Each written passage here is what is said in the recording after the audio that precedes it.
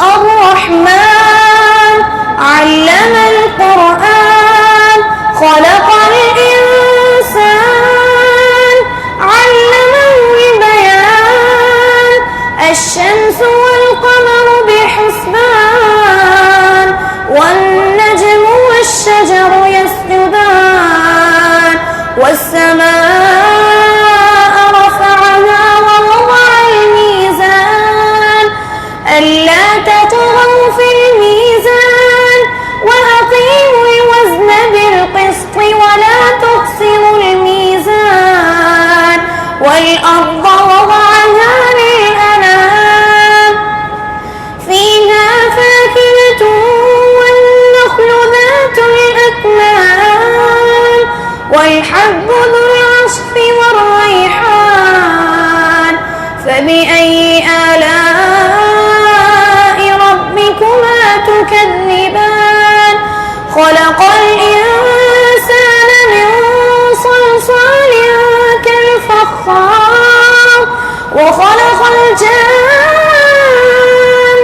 من مارج من نار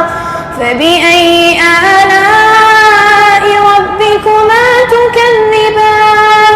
رب المشرقين ورب المغربين فبأي آلاء ربكما تكذبان مرج البحرين يلتقيان بينهما برزخ لا يبغيان فبأي آلاء ربكما تكذبان يخرج منهما اللؤلؤ والمرجان فبأي آلاء ربكما تكذبان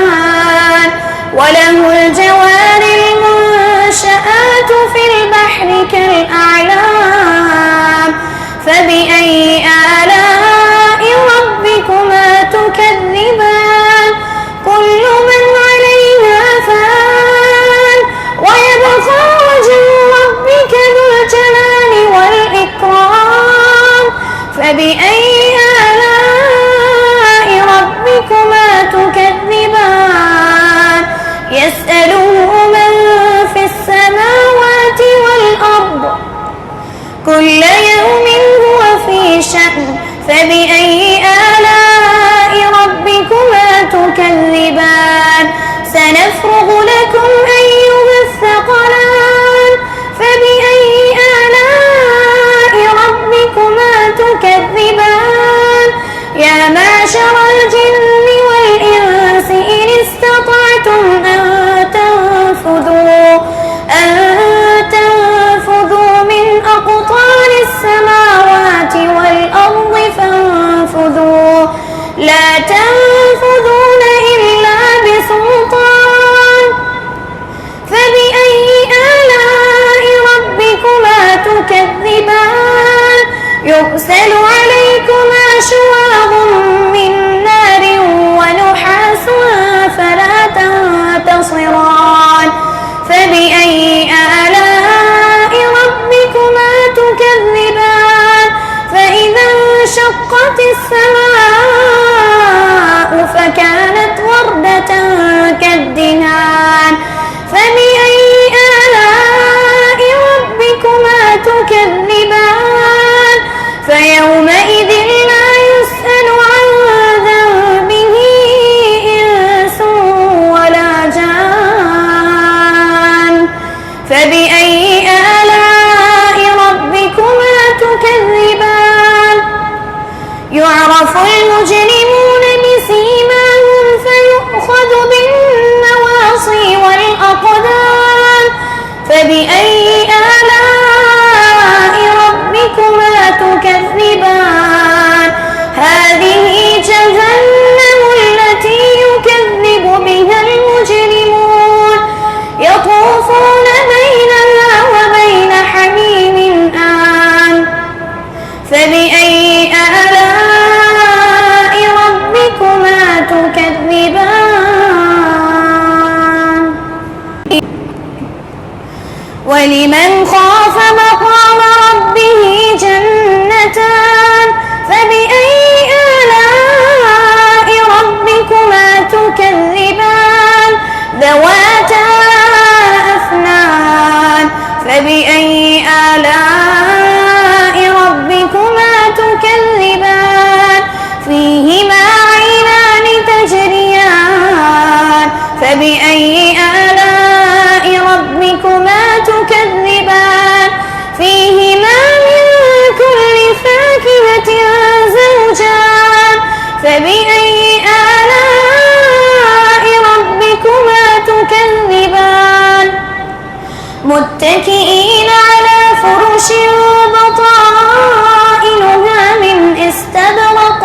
وجنى الجنتين دان فبأي آلاء ربكما تكذبان فيهن قاصرات الطرف لم